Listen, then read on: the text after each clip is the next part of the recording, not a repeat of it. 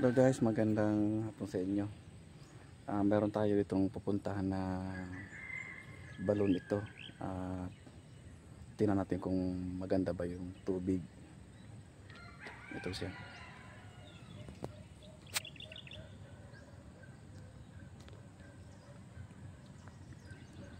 Yan guys, mayroong bakod. May nakasulat pa na private property. Lalakad tayo dito.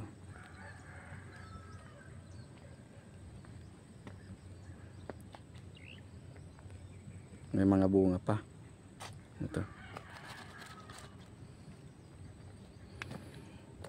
Papasok tayo dito sa bakod nila.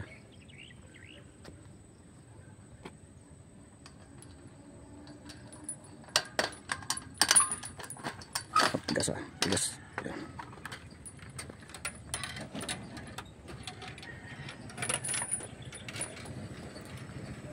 Bago tayo pumasok dito ay nagpaalam naman tayo doon sa nagtatanim dito. Gusto ko lang kasi ma-explore to dito kasi ang sabi yung mga kapatid natin mga badyaw ay dito daw minsan pumupunta at naglalaban, naliligo. At yung mga tao na malapit na nirahan dito pumupunta. So tingnan natin.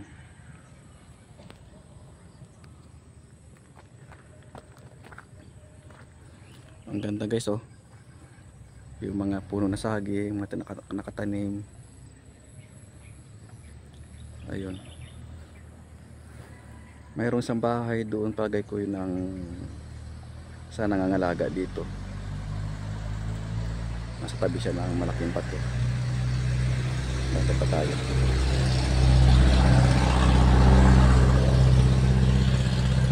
Dinig yung andar ng sasakyan sa likuran natin kasi ito ay tabing kalsada lang talaga ito.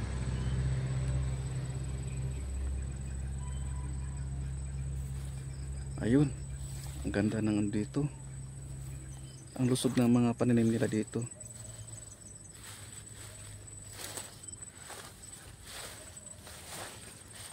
Ayun guys, oh, ang ganda. Malaking bato.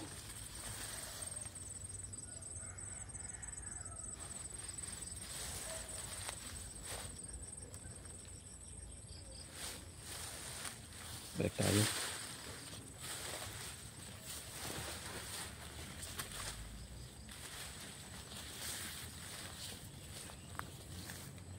Ito yung bakas na dadaanan ng mga tao. Ito yun.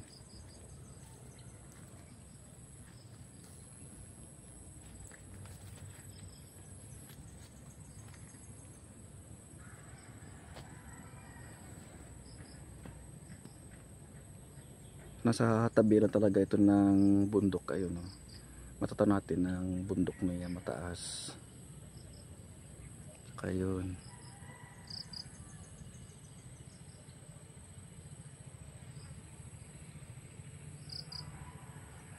Nasa tabing bundok.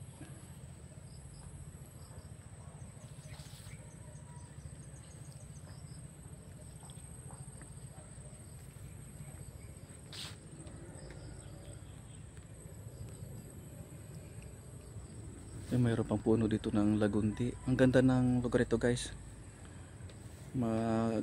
Yung mapansin natin yung mga nakatanim dito ay maganda ang tindig, malusog, kasi mataba po ang lupa dito.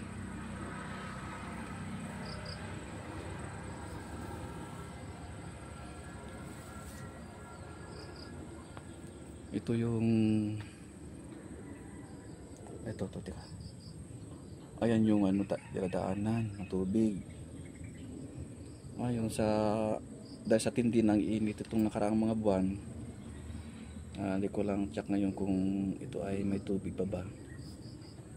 Pero umulan-ulan naman itong mga nakaraang mga linggo. Ito yung mga bato.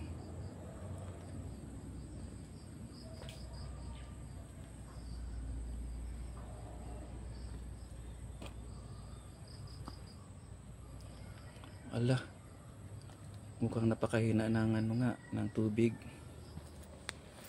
Ayun guys.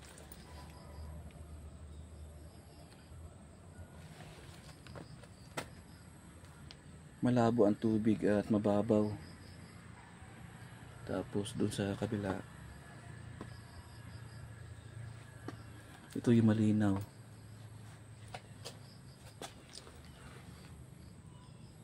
Samantalang dati ay malakas ang tubig dito. Lumalabas niya sa, pumapasok niya sa tubo niya na kulay blue. Tapos tatagos dito sa kabila. Ngayon ay napakahina.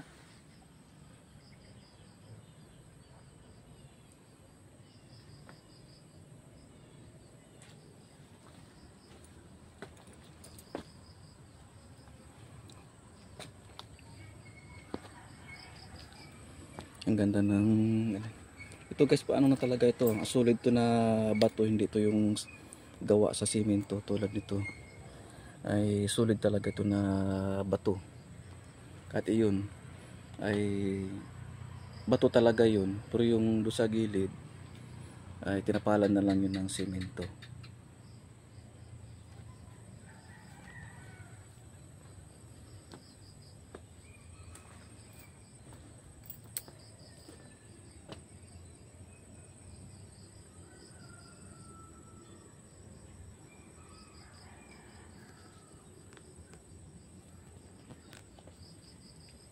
Ikot pa tayo dito guys sa ano, tingnan natin no yung bahay na nandoon.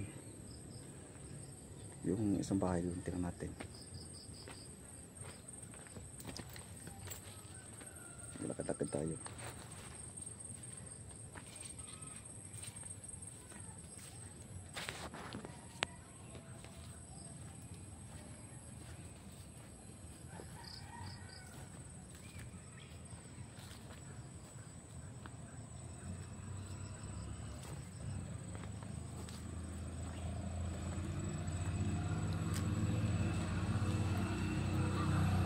Ayun ang mga tricycle.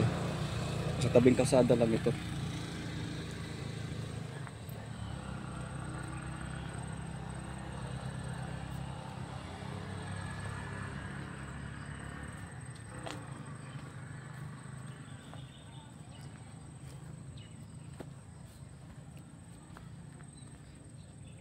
Wala yata ang tao. Pero dati wala naman ito.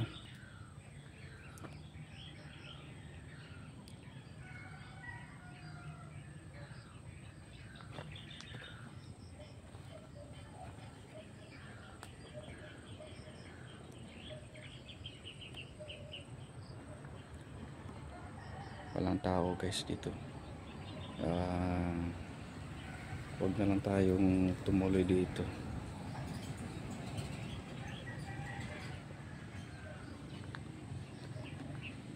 Ay, dito tayo sa kabila.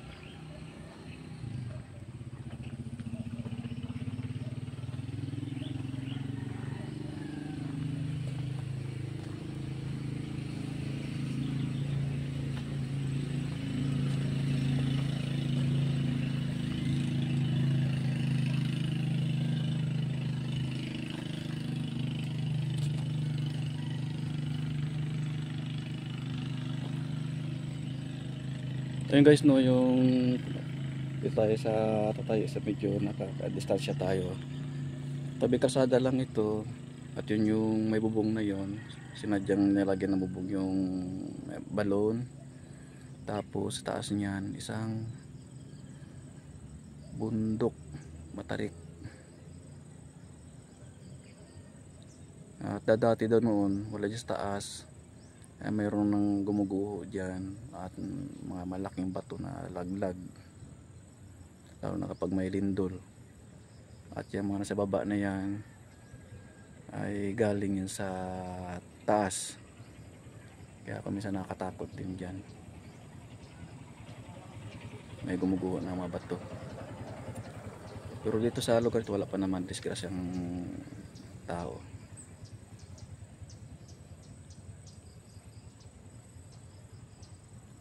Malaki ang bato.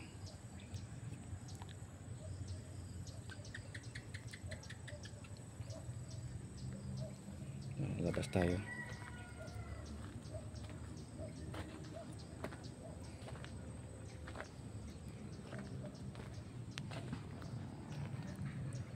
So yun guys, no,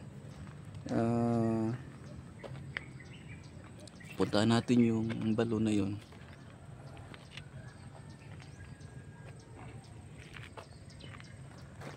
At kita natin na talagang naepektuhan siya nitong mga nakaraang tag-araw.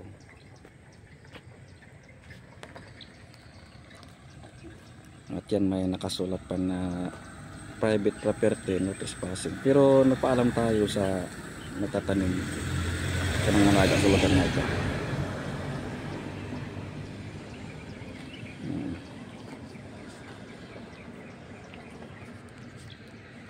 Ayan. So maraming salamat guys. Hanggang dito na lang.